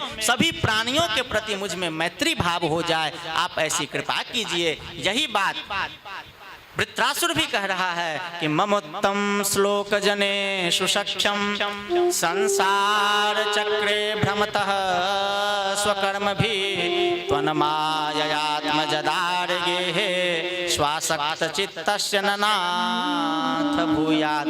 हे उत्तम श्लोक, ममोत्तम श्लोक जने सुसख्यम संसार चक्रे भ्रमतः स्वकर्म भी, मैं अपने प्रारब्ध कर्मों के कारण जिन जिन योनियों में भटकूं, मुझे उन भटकान का कोई भय नहीं है। आप लोग इतना ही कृपा कीजिए कि हे भगवान, आपके आश्रित जो संत भक्त हैं उनमें और समस्त प्राणियों के प्रति मेरा मैत्र भाव हो जाए। जहि जो निजन्महु कर्म बस सिय राम जी पद अनुराग हूँ। जहि जो निजन्महु कर्म बस सिय राम जी पद अनुराग। भगवान रामचंद्र, मैं अपने कर्मों के कारण जही जोनी जन्म हूँ कर्म बस सिए राम जी पद अनुराग हूँ। आप युगल सरकार के चरणों में मेरा प्रेम बना रहे, मेरा अनुराग बना रहे, यही एक भक्त का लक्षण होता है। यही बात राजा परीक्षित कह रहे हैं। अब राजा परीक्षित के इस प्रकार के संकल्प को सुन करके देवता लोग आकाश में राजा परीक्षित के इस संकल्प को सुन करके देवता लोग नंदन कानन के पारिजात पुष्पों की वर्षा करने लगे और कहने लगे, एवं च तस्मिन् नरदेव देवे प्रायोपविष्टो दिविदेव संघा प्रशश्च भूमौ व्यकिरण प्रसूनये मुदा मुहुर्दुन्दभिश्चने दुः। देवता लोग दुंदुभि बजाने लगे, नंदन कानन के पारिजात पुष्पों की वर्षा करने लगे कि धन्य है राजा परीक्षित, जो आज तक तो राजा का पोशाक पहने हुए थे, लेकिन एक क्षण में ही, एक पल में ही इन्होंने अपने समस्त राज्यों का त्याग करके और आज भगवान के परम प्रेमी भक्त हो गए हैं। अब आज ये ऋषिगण कह रहे हैं कि जब तक राजा परीक्षित अपने इस पांच भौतिक कलेवर को छोड़ करके भगवत धाम का प्रयाण नहीं कर जाते हैं, तब तक हम लोग भी यहीं बैठे रहेंगे। अब इन ऋषियों को देख करके राजा परीक्षित उन ऋषि महात्माओं से एक प्रश्न पूछते हैं कि अतः पृच्छामि संसिद्धिम योगिनां परमं गुरुं पुरुषस्य यत कार्यं म्रियमाणश्च सर्वथा। कि हे ऋषियों, हे महर्षियों, अतः पृच्छामि संसिद्धिम योगिनाम परमम गुरुम, कि जो नित्य निरंतर मृत्यु की ओर जा रहा है, जो मरणासन्न प्राणी है, जो कुछ कर नहीं सकता है, जो चल फिर नहीं सकता है, स्नान शौचादि नहीं कर सकता है, ऐसे जो मरणासन्न प्राणी है, ऐसे मरणासन्न प्राणियों के परम कल्याण का जो सहज से सरल उपाय है, आप कृपा करके मुझे बताइए। अब राजा परीक्षित के इन बातों को सुन करके भूमंडल के जितने ऋषि महर्षि थे सब चुप हो गए। राजा परीक्षित समझ रहे हैं कि इन ऋषि महर्षियों के ऊपर भी थोड़ा बहुत कलयुग का प्रभाव पड़ चुका है। राजा परीक्षित अंतर्मुखी हो जाते हैं, अपने अंतर हृदय में भगवान श्री कृष्णचंद्र का ध्यान करने लगते हैं। उसी समय भगवान व्यासनंदन श्री सुखदेव गोस्वामी तत्रा भवत भगवान व्यासपुत्रो यदृक्षया गामटमानो नपेक्षः अलक्षलिंगो निजलाभ तुष्टो मृतश्च बालैर अवधूत वेशः। तत्रा भवत भगवान व्यासपुत्रो यदृक्षया गामटमानो नपेक्षः, जो सभी अपेक्षाओं से ऊपर उठ चुके हैं। भगवान व्यासनंदन श्री सुखदेव गोस्वामी कहाँ से आ जाते हैं, किसी ने नहीं देखा। राजा परीक्षित उनके चरणों में प्रणाम करते हैं, चरण धोते हैं, एक सुंदर सिंहासन पर बैठाते हैं, पूजन करते हैं और कह रहे हैं कि हे भगवान, मेरे पास भी ज्यादा समय नहीं है और आपके पास भी, आप तो उतनी ही देर कहीं ठहरते हैं जितनी देर में एक शुद्ध भारतीय देसी नस्ल की गौ दूही जाती है। इसलिए हे भगवान, मेरी एक शंका है, आप उस शंका का समाधान कीजिए। फिर राजा परीक्षित वही प्रश्न पूछते हैं कि अतः पृच्छामि संसिद्धिम योगिनाम परमं गुरुम पुरुषस्य यत कार्यम म्रियमाणश्च सर्वथा। जो सदा मरणासन्न है, ऐसे मरणासन्न प्राणियों के परम कल्याण का जो सहज से सहज उपाय हो, सरल से सरल उपाय हो, आप कृपा करके मुझे बताइए। अब राजा परीक्षित के इन्हीं प्रश्नों के उत्तर में परमहंस शिरोमणि श्री सुखदेव गोस्वामी राजा परीक्षित को द्वितीय स्कंध से लेकर के द्वादश स्कंध पर्यंत श्रीमद् भागवत कथा का श्रवण कराते हैं। प्रथम स्कंध की कथा यहाँ पूर्ण होती है।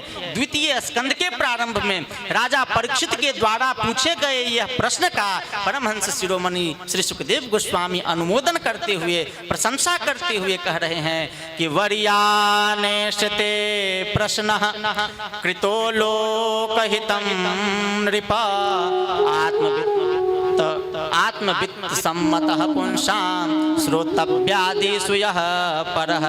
हे राजा परीक्षित, वर्याने से प्रश्न कृतो लोकहितं नृप, तुमने जो लोकहित के लिए यह प्रश्न किया है, सर्वजन सुखाय सर्वजन हिताय, जो तुम्हारा यह प्रश्न है, यह अत्यंत ही सुंदर प्रश्न है। इसकी प्रशंसा बड़े बड़े महात्मागण ऋषिगण भी किया करते हैं। और आगे कह रहे हैं कि हे राजन, भगवान ने जिसको यह मनुष्य का शरीर प्रदान किया है, देखिए यह मानव का शरीर क्या है। मैंने बार बार कह रहा हूं कि भगवान का दिया हुआ यह कृपा प्रसाद है। 5वें स्कंद में जहां श्री सुखदेव गोस्वामी भारतवर्ष का वर्णन करते हैं, वहां पर भी इस मनुष्य शरीर की अत्यंत प्रशंसा करते हैं। देवतागण इस मनुष्य शरीर के लिए लालायित हैं। तो यही बात श्री सुखदेव गोस्वामी कह रहे हैं कि हे राजन, जिनको भगवान ने कृपा करके यह मानव का शरीर दिया है, लेकिन इस मनुष्य शरीर को प्राप्त करके भी जिनके हृदय में भगवत प्राप्ति की इच्छा नहीं जागृत होती है, तो ऐसे लोगों की आयु व्यर्थ में बीत जाती है। श्री सुखदेव गोस्वामी कह रहे हैं कि निद्रया ह्रियते नक्तम व्यवायेन च वावयः दिवाचार्थे हया राजं कुटुंब भरने नवा। मनुष्य की औसतन आयु 100 वर्ष की मानी जाती है। तो रात की जो आधी आयु है वह सोने में, निद्रया ह्रियते नक्तम व्यवायेन च वावयः, सोने में और स्त्री पुरुष के संग में बीत जाता है। दिन की जो आधी आयु है वह धन बटोरने में, जीविका पालन में, अपने स्वजन संबंधियों के भरण पोषण के लिए धन कहाँ से आएगा, इसमें बीत जाती है। यह मनुष्य शरीर का वास्तविक लाभ नहीं है। जिस मानव के जीवन का एकमात्र उद्देश्य आहार निद्रा भय मैथुनम च समान में तत्पशुभिर नरानाम, आहार निद्रा भय और मैथुन हो गया है, वह एक तरह से पशु के ही सामान है, वह इस पृथ्वी तल पर बोझ के सामान है। और भैया यह शरीर जो है क्षण भंगुर जीवन की कलिका, क्षण भंगुर जीवन की कलिका, कल प्रात को जाने खिली न खिली, मलयाचल की शुचि शीतल मंद सुगंध समीर मिली न मिली।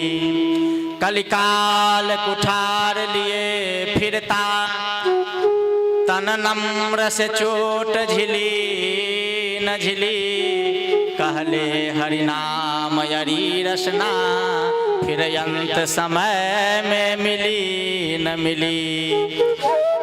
बुद्धि बड़ी चतुराई बड़ी, मन में ममता अतिशय लिपटी है, ज्ञान बरो धन धाम बरो, करतूत बरो जग में प्रगति है। गजबाज हूँ द्वार मनुष्य हजार, तो इंद्र समान में कौन घटी है, असो सब राम की भक्ति बिना, मानो सुंदर नारी की नाक कटी है। अगर इस जीवन को प्राप्त करके भी भगवान श्री राधा कृष्ण के चरण कमलों में प्रेम की प्राप्ति नहीं हुई, उनको प्राप्त करने की हृदय में लालसा नहीं जागृत हुई, तो इस मनुष्य शरीर का कोई प्रयोजन ही नहीं रह जाता। और भैया यह तो अवश्य बड़े सौभाग्य की बात है कि हम लोग श्रीधाम वृंदावन में बैठ करके और श्रीमद् भागवत कथा का लाभ प्राप्त कर रहे हैं।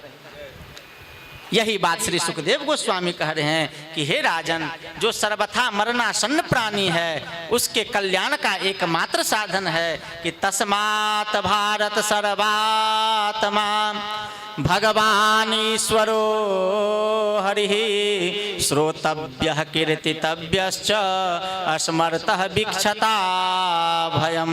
कि जो सदा मरणासन्न प्राणी है, जो कुछ कर नहीं सकता है, उसके भी परम कल्याण का एकमात्र साधन है कि श्रोतव्यः कीर्तितव्यश्च अस्मर्तः वीक्षता भयम। वह भगवान की लीला कथा का श्रवण करे, कीर्तन करे, गान करे, इससे उसका परम कल्याण हो जाता है।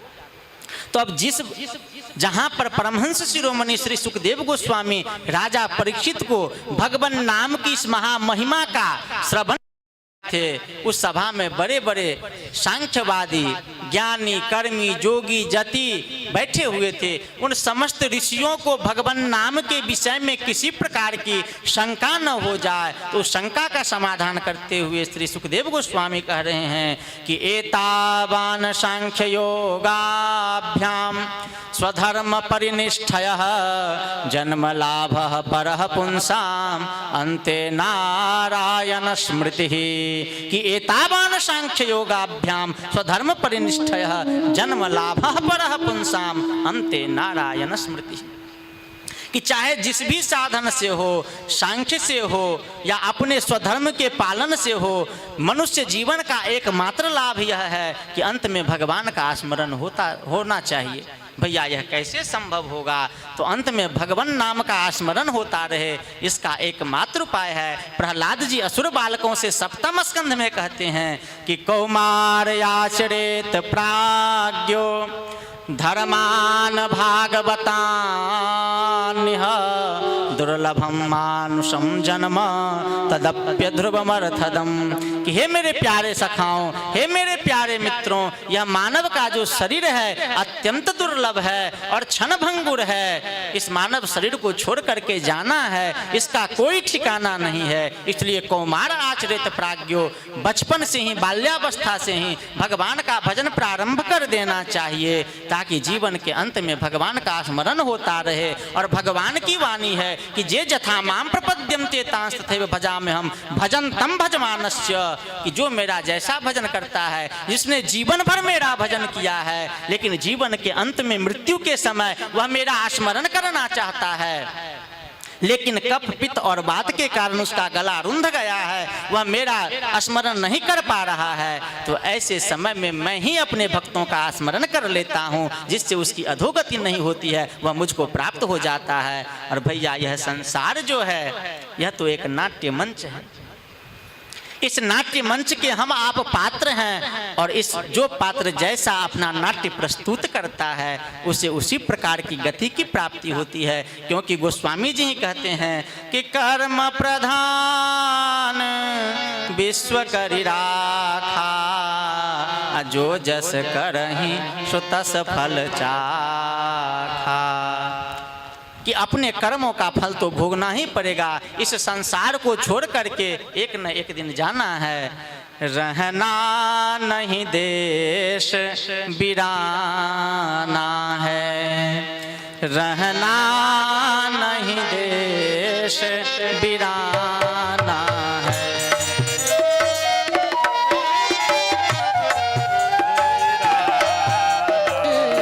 देश बिराना रहना नहीं देश बिराना, यह संसार कागज की पूरिया, यह संसार कागज की पूरिया, बूंद पर गल जाना है, बूंद पर गल जाना है। रहना नहीं देश बिराना है, रहना नहीं देश बिराना है।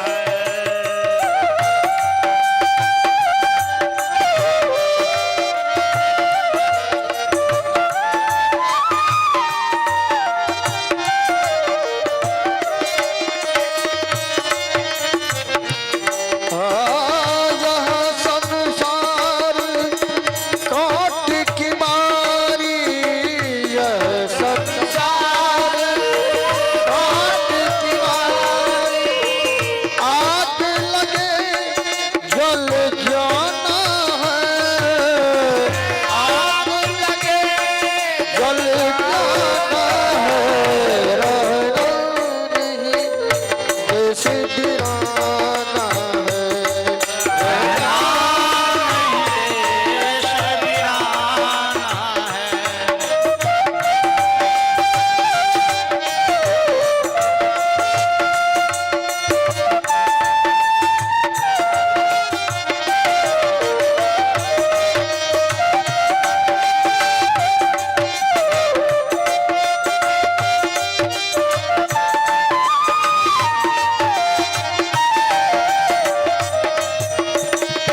यह संसार झारी और झाखर, यह संसार झारी और झाखर, उलझ पुलझ मर जाना है, उलझ पुलझ मर जाना है। कहत कबीर सुनो भाई साहब, कहत कबीर सुनो भाई साहब, सतगुरु एक ठिकाना है।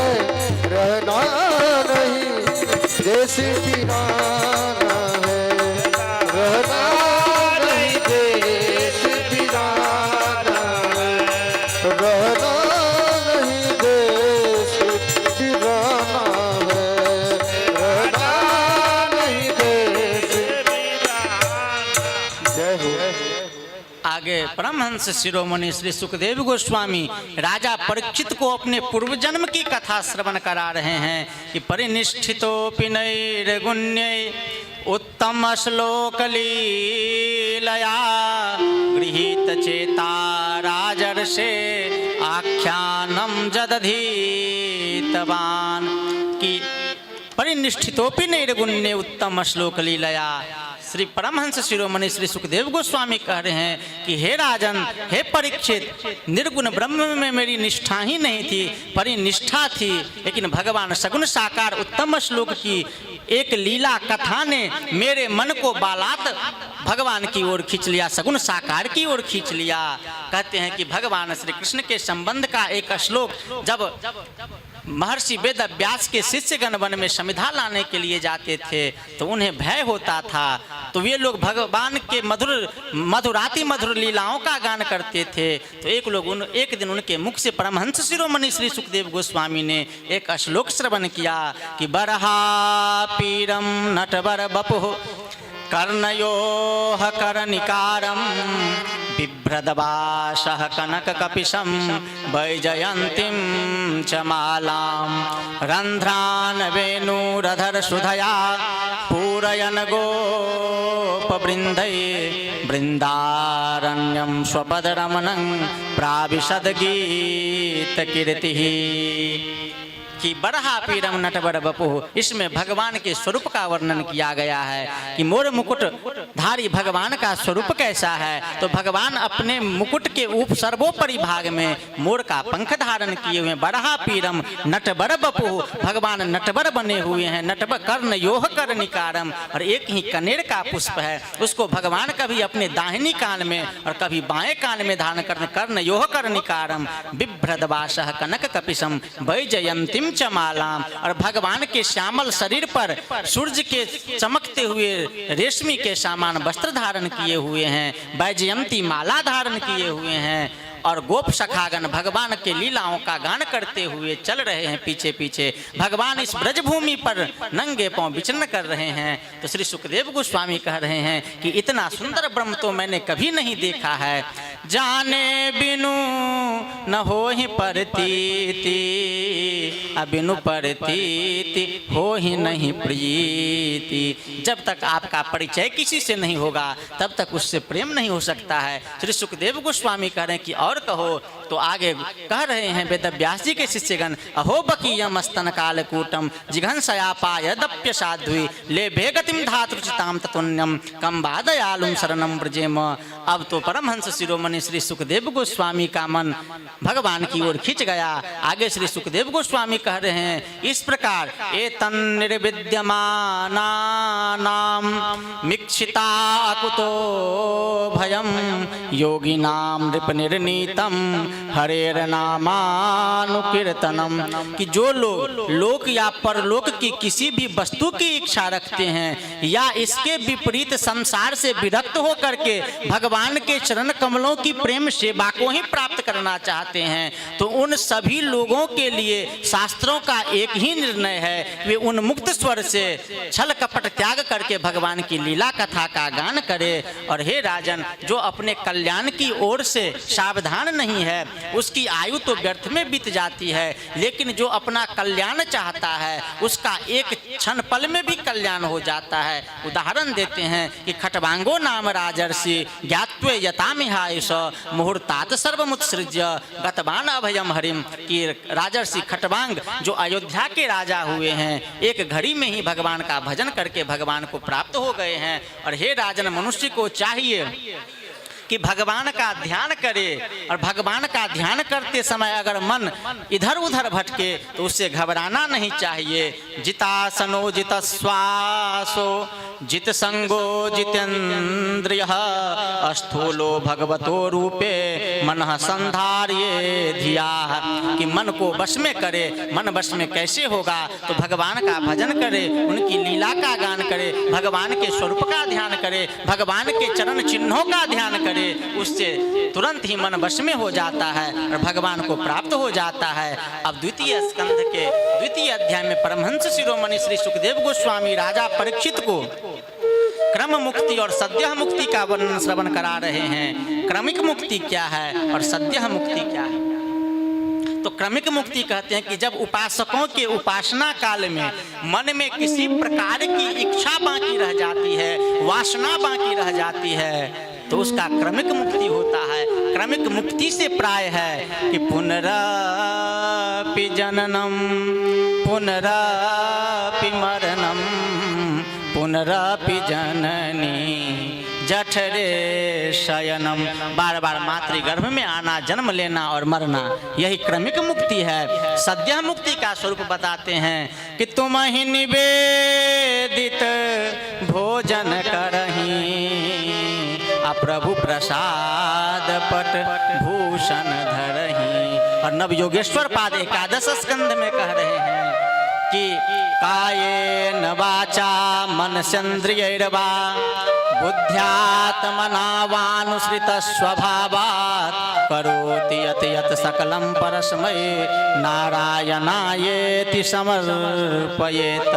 कि आप जो भी कर्म करते हैं, मन वाणी और क्रिया के द्वारा जो भी कर्म करते हैं, वे भगवान को समर्पित कर दीजिए। हर ही समर्पिए विनुशत कर्मा, तो वही आपका सद्य मुक्ति का स्वरूप बन जाता है। आगे परमहंस शिरोमणि श्री सुखदेव गोस्वामी कहते हैं कि हे राजन, मनुष्य को उतने ही साधनों का उपभोग करना चाहिए जितने साधनों के उपभोग से उसकी आजीविका सुखपूर्वक चल जाए, उतने ही साधनों का उपभोग करना चाहिए।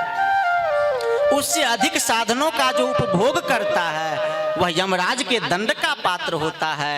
और हे राजन, भगवान ने जैसी स्थिति दी हो, जैसी परिस्थिति दी हो, तस्मात् सर्वात्मना राजन हरिः सर्वत्र सर्वदा श्रोतव्यः कीर्तितव्यश्च अस्मरतः वीक्षता भयम। कि भगवान ने जैसी स्थिति दी है, जैसी परिस्थिति दी है, उस स्थिति परिस्थिति में रहते हुए और भगवान का भजन करना चाहिए। जिस देश में, जिस वेश में, परिवेश में रहो, राधा रमन राधा रमन राधा रमन कहो।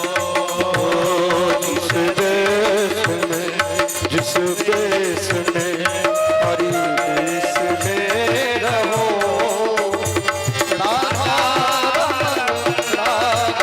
रमन राधा रमन कहो।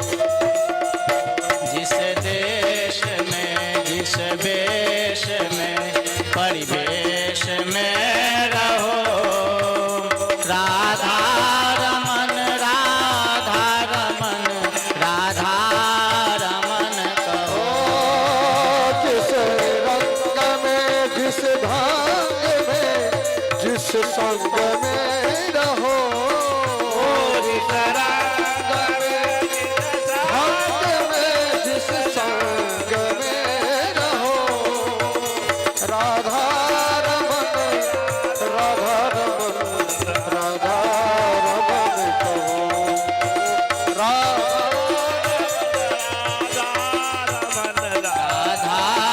रमन कहो। जिस हाल में, जिस चाल में, जिस काल में रहो, जिस हाल में, काल में, जिस काल में रहो, राधा रमन राधा रमन राधा रमन कहो। राधा रमन राधा रमन कहो। प्रेम से बोलिए श्री राधा रमन की जय। अब इस अध्याय का उपसंहार करते हुए परमहंस शिरोमणि श्री सुखदेव गोस्वामी कह रहे हैं कि पिबन्ति ये भगवत आत्मनः शताम कथामृतं श्रवणपूटे सुसंभृतं पुनन्ति ते विषय विदूषिताशयं ब्रजन्ति तत्चरण सरोरुहांतिकम। कि हे राजन, भगवान के जो प्रेमी संत भक्त हैं, जो आत्मस्वरूप भगवान की कथा का मधुर रस बांटते ही रहते हैं, जो अपने कान के इस श्रवण पूट के माध्यम से भगवान की लीला कथा का श्रवण करते हैं, उनके हृदय से विषयों का जो विषैला जहर फैला हुआ है वह हृदय शुद्ध हो जाता है और भगवान श्री कृष्णचंद्र के चरण कमलों में उसका मन लग जाता है। आगे परमहंस शिरोमणि श्री सुखदेव गोस्वामी किन कामनाओं की उपासना के लिए, किन देवताओं की पूजा करनी चाहिए, इसका विधान बताते हुए अंत में कह रहे हैं कि सभी कामनाओं की पूर्ति के लिए अकामः सर्व कामो वा मोक्ष काम उदारधि तीव्रेण भक्ति योगेन जजेत पुरुषं परम। चाहे अकाम किसी कामना से हो या सभी कामना कामनाओं के लिए एकमात्र भगवान का ही भजन करना चाहिए। मन में निष्कामता हो या सभी प्रकार की कामना हो या मन में मोक्ष की ही कामना हो, तो मोक्ष की कामना से भी एकमात्र भगवान का ही भजन करना चाहिए। क्योंकि जितने भी देवी देवता हैं वे भगवान के अधीन हैं, वे उनको एक प्रभार सौंपा गया है, वे उनके अधीन एक ही प्रभार है। लेकिन भगवान अगर प्रसन्न हो जाते हैं तो भगवान मोक्ष तक को दे सकते हैं। इसलिए गीता के अंत में भी भगवान कहते हैं कि सर्वधर्मान परित्यज्य मामेकं शरणं व्रज अहं त्वा सर्व पापेभ्यो मोक्षयिष्यामि मा शुचः। और आगे श्री सुखदेव गोस्वामी कह रहे हैं कि हे राजन, जो जीव भगवान की लीला कथा का बिले बतोरु क्रम विक्रमान ये न शृण्वतः कर्णपुटे नरस्य जिह्वा सती दादुरिके वसूत न चोपगायत्तुर्गाय गाथा।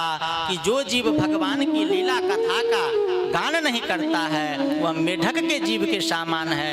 जो कान भगवान की लीला कथा का श्रवण नहीं करता है वह सर्प के बिल के समान है। जो आंख भगवान की लीला स्थलियों का भगवान के स्वरूप का दर्शन नहीं करता है वह मोर पंख में बने हुए नेत्र के समान है। इसलिए मनुष्य को चाहिए कि भगवान की लीला कथा का श्रवण करे, भगवान का भजन करे, उनके लीला कथा का गान और श्रवण करे। आगे परमहंस शिरोमणि श्री सुखदेव गोस्वामी से राजा परीक्षित सृष्टि के विषय में प्रश्न करते हैं कि सृष्टि का निर्माण करने वाले कौन हैं, इसका पालन करने वाले कौन हैं, इसका संहार करने वाले कौन हैं। तो सृष्टि विषयक प्रश्न का उत्तर देने से पहले परमहंस शिरोमणि श्री सुखदेव गोस्वामी भगवान की स्तुति करते हुए कह रहे हैं कि यत कीर्तनम यदा स्मरणम यदीक्षणम यद वंदनम यद श्रवणम यदर्हनम लोकस्य सद्यो विधनोति कलमसम तस्मै सुभद्रस्रवसे नमो नमः। कि जिनकी लीला, जिनका कीर्तन, जिनका स्मरण, जिनकी लीलाओं का श्रवण, जिनका कीर्तन समस्त लोकों को पवित्र करने वाला है, ऐसे सुभद्र स्वरूप भगवान को हम नमस्कार करते हैं। और आगे कहते हैं कि तपस्विनो दान परा यशस्विनो मनस्विनो मंत्रविदः सुमंगला क्षेमं न बिंदन्ति विना यदर्पणम तस्मै सुभद्र स्रवसे नमो नमः। कि बड़े बड़े तपस्वी, बड़े बड़े दानी, बड़े बड़े यशस्वी, बड़े बड़े मनस्वी, बड़े बड़े मंत्र वेत्ता जब तक अपने कर्मों को भगवान के चरण कमलों में समर्पित नहीं कर देते हैं तब तक उनका भी शुद्धिकरण नहीं होता है। ऐसे सुभद्र स्वरूप भगवान को हम नमस्कार करते हैं। कि रात हो नांध्र पुलिंद्र पुलकषा आभीर कंका यवना खसादय यन्यच पापा यदुपाश्रयाश्रया शुद्ध्यन्ति तस्मै प्रभ विष्णवे नमः। भूतैर्महद्भिः जयमां पुरो विभु निर्मायसे ते जदमो सुपुरुषः भुंक्ते गुणानुखोडस खोडसात्मकः सोलम कृपिष्ठ भगवान बचांसी में। इस शरीर का जो निर्माण हुआ है यह 5 भूतों से हुआ है। यही कह रहे हैं कि जिन्होंने 5 भूतों से इस शरीर की रचना करके निर्माय से ते जदमुस पुरुष और 16 कलाओं के रूप में इस शरीर के भीतर रह करके इस शरीर का उपभोग कर रहे हैं, ऐसे सर्वभूत हृदय भगवान हमारी रचना को अलंकृत करे जिससे मैं उनकी लीला कथा कहने के योग्य हो सकूं। आगे परमहंस शिरोमणि श्री सुखदेव गोस्वामी सृष्टि का वर्णन करते हैं। ब्रह्मा जी की उत्पत्ति का विराट भगवान के नाभि से ही एक सर्वलोक में कमल प्रकट होता है, उस पर ब्रह्मा जी बैठे हुए हैं। का पता लगाना चाहते हैं लेकिन ब्रह्मा जी नहीं पता लगा पाते हैं। तो आकाशवाणी होती है कि हे ब्रह्मा जी आप तप कीजिए।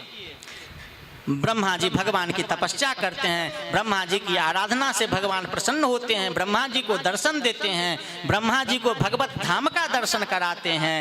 अब तो भगवत धाम का जैसे ही दर्शन कराने के लिए भगवान ब्रह्मा जी को ले जाते हैं, ब्रह्मा जी की आंखें चौंधिया जाती है, ब्रह्मा जी बेहोश होकर के गिर पड़ते हैं। क्योंकि न तद्भास्यते सूर्यो न शशांको न पावकः जदगत्वा न निवर्तन्ते तद धाम परमं मम।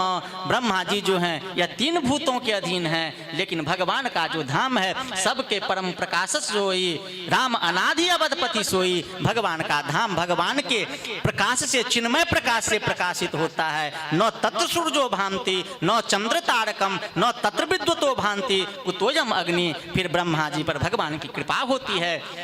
ब्रह्मा जी सावधान होते हैं। ब्रह्मा जी को भगवान अपने धाम का दर्शन करा करके ब्रह्मा जी को चतुश्लोकी भागवत का ज्ञान प्रदान करते हैं। ज्ञान प्रदान करते हुए कह रहे हैं कि ज्ञानम परम गुह्यम में यद विज्ञान समन्वितम सरहस्यम तदंगम च गृहान गदितुम मया।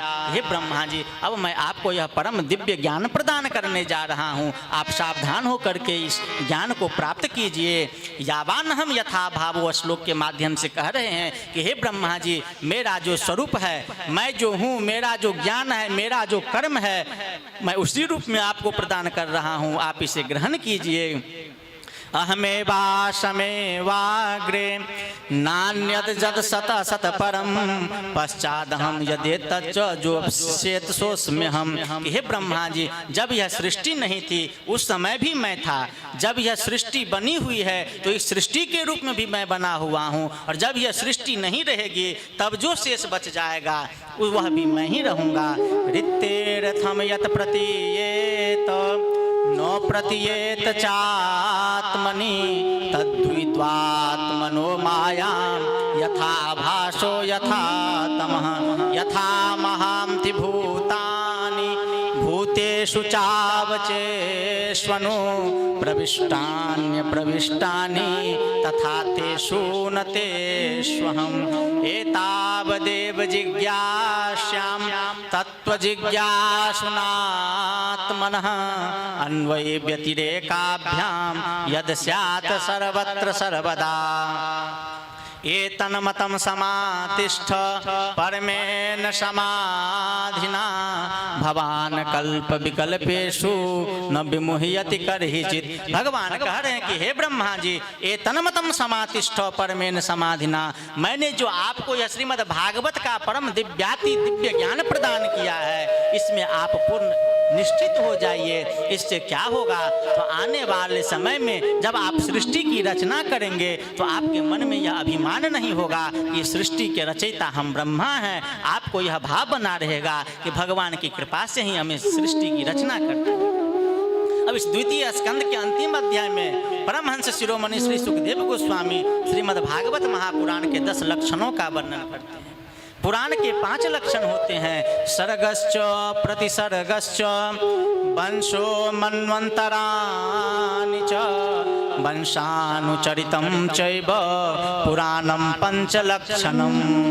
लेकिन यह श्रीमद् भागवत जी जो हैं, यह श्रीमद् भागवत क्या है, तो मंगलाचरण के 3रे श्लोक में ही कहते हैं कि निगम कल्प तरोर गलितम फलम सुख मुखादमृतद्रव संजुतम पिबत भागवतम रसमालयम मुहुरहो रसिका भुवि भावुका। निगम कल्प तरोर गलितम फलम, निगमो वेदः, यह संपूर्ण वेद रूपी कल्प वृक्ष का पका हुआ अस्मोर्ध बिना रस बिना छिलका और बिना गुठली का यह श्रीमद् भागवत जी फल है। इसलिए इसका पान करना चाहिए। कब तक, तो आलयम मोक्षानंतरम पर्यंत, जीवन से लेकर के मोक्षानंतरम पर्यंत यह श्रीमद् भागवत की जो कथा है यह श्राव्य है, गेह है, कीर्तनीय है। इससे क्या होता है, तो इस कथा के श्रवण करने से अगर आप बार बार यत्तोत्रम श्लोक गुणानुवाद प्रस्तुयते ग्राम्य कथा विघात निशब्य मानवनुदिनम मुमूर्षो मतिम सतिम यच्छति वासुदेवे, अगर आप बार बार भगवान की लीला कथा का श्रवण कीर्तन करते हैं तो यह मन जो है सती हो करके और भगवान श्री राधा गोविंद के चरण कमलों में लग जाता है। भगवान को मन में लगाने का एकमात्र उपाय यही है कि बार बार भगवान की लीला कथा का श्रवण कीर्तन करना चाहिए। तब तो गोपियां कहती है कि तब कथामृतम तप्त जीवनम कवि भीरितम कलमशापहम श्रवण मंगलम श्रीमदाततम भुवि गृह्णन्ति ते भूरिता जना, कि आपकी लीला कथाएं आपके भक्तों का जीवन प्राण है। तो यह श्रीमद् भागवत की जो परंपरा है यह क्या है, तो भगवान ने यह श्रीमद् भागवत का ज्ञान ब्रह्मा जी को दिया। ब्रह्मा जी ने नारद जी को दिया, नारद जी ने वेद व्यास जी को दिया। नारद प्राह मुनये सरस्वत्यास्तटे नृप ध्यायते ब्रह्म परमं व्यासायामित तेज से। ब्रह्मा जी ने अपने पुत्र नारद जी को दिया और नारद जी से कहा कि इदम भागवतम नाम जन्मे भगवतोदितम संग्रहोयम विभूति नाम तो मैं तद विपली कुरु, कि इसका विस्तार करो। नारद जी ने वेद व्यास जी को दिया। वेद व्यास जी ने श्रीमद् भागवत का प्रणयन किया। यह श्रीमद् भागवत महापुराण है। तो महापुराण के 10 लक्षणों का वर्णन करते हुए श्री सुखदेव गोस्वामी कह रहे हैं कि यत्र सर्गो विसर्गश्च अस्थानं पोषणोतयः मन्वन्तरेशानुकथा निरोधो मुक्तिराश्रयः दशमस्य विशुद्ध्यर्थं नवानाहमिह लक्षणं वर्णयन्ति महात्मानः श्रुतेनार्थेन चाञ्जसा। कि सर्ग विसर्ग स्थान पोषण ऊति मनवंतर ईशानु कथा निरोध मुक्ति और आश्रय, ये श्रीमद् भागवत महापुराण के 10 लक्षण हैं। भगवान के जो विशुद्ध प्रेमी भक्तजन होते हैं वे अपनी भावना के अनुसार इन लक्षणों का वर्णन करते हैं।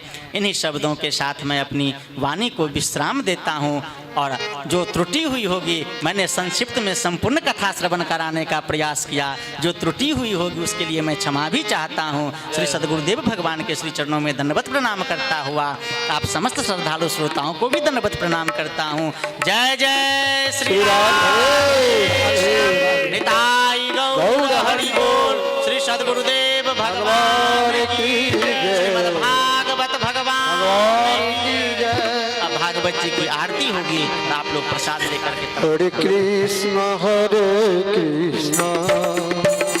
कृष्ण कृष्ण हरे हरे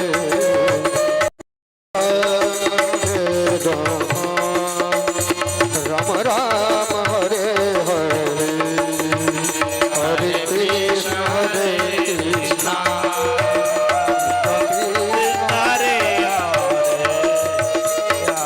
राम हरे हरे कृष्ण कृष्ण कृष्ण हरे हरे हरे राम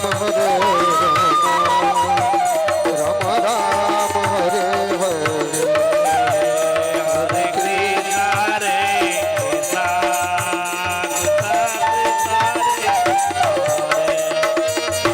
राम राम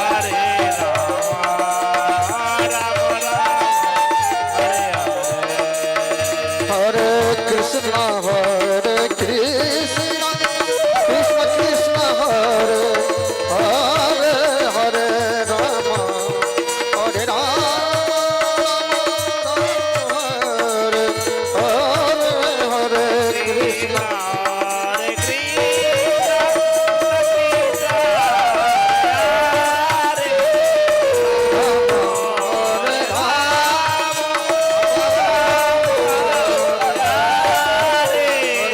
कृष्ण हरे कृष्ण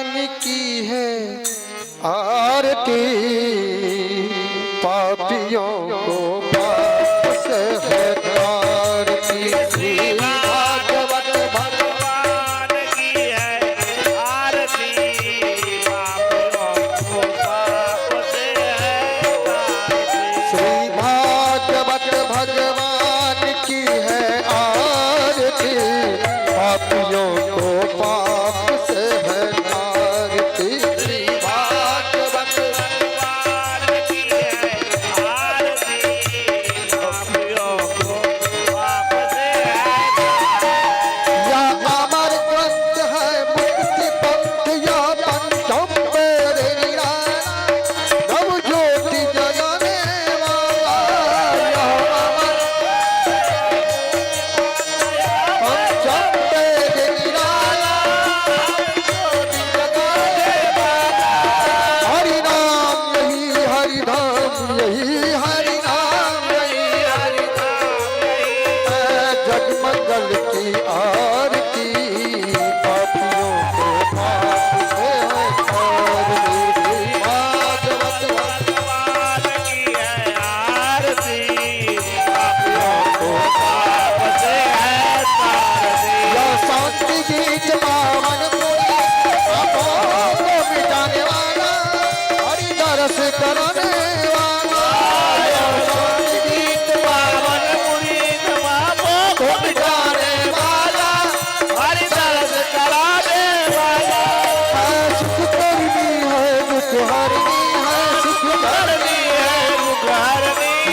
मधुसूदन की आरती पापियों को पाप से हटाती श्री भागवत भगवान की है आरती पापियों को पाप से हटाती। या मधुर बोल भवबंद खोल सन्मार्ग दिखाने वाला बिगड़ी को बनाने वाला या मधुर बोल भवबंद खोल मार्ग बताने वाला बिगड़ी को बनाने वाला। श्री राम यही घनश्याम यही श्री राम यही घनश्याम यही या प्रभु महिमा की आरती पापियों को पाप से तारती श्री भागवत भगवान